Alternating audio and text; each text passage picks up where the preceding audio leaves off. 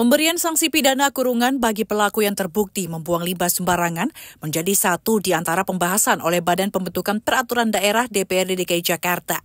Nantinya akan dirumuskan satu pasal yang tertuang dalam rancangan peraturan daerah pengelolaan air limbah. Wakil Ketua Bapemperda DPRD DKI Jakarta, Abdurrahman Suhaimi, di gedung DPRD DKI Jakarta, mengatakan saat ini belum ada aturan pasti terkait pemberian sanksi pidana kepada pelaku pembuang limbah sembarangan. Akibatnya menyulitkan bagi Satuan Polisi Pamung Praja untuk memberikan sanksi kepada pelaku.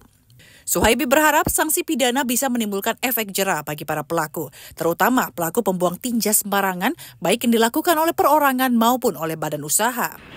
Yang tadi soal sanksi pidana itu apa memang kan pihak eksekutif kalau nggak salah itu alasannya bahwa itu bisa nanti dituangkan dalam peraturan gubernur atau turunan dari Perda. Sementara dari sisi legislatif menilai bahwa itu perlu ditegaskan di pasal di sanksi di Perdanya. Tadi sudah ada pembahasan sanksi pidana sudah ada. Ada 10 juta misalnya, denda 10 juta, ada kurungan. Kurungan tadi masuk atau belum tadi ya? Nah itu karena masih belum, artinya kita belum klop ya, supaya dirumuskan kembali sehingga nanti jelas betul masyarakat memahami, oh ini loh, ini masuk kategori sanksi administratif, ini kategori denda, ini kategori pidana yang kurungan dan seterusnya. Dan tentu kita berharap ada efek jera, ya, ada pembinaan, ada pembelajaran, dan masyarakat menjadi terjamin kesehatan, kebersihan, dan seterusnya itu ya. Sementara Direktur Teknik dan Usaha Perumda Paljaya, Asri Indiani mengakui terjadi pembahasan alot, terutama pada pasal sanksi. Sebab formula mengenai sanksi harus berorientasi pada keseimbangan antara pengelolaan air limbah dan sanksi bagi pelanggar.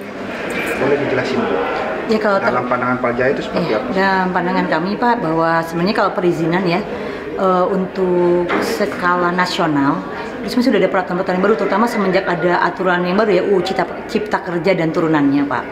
Nah sekarang juga masih dalam tahap penyesuaian, seluruh provinsi, seluruh kabupaten Indonesia juga dalam tahap mengikuti peraturan yang baru itu, yang baru dikeluarkan tahun 2022 kan ya, baik.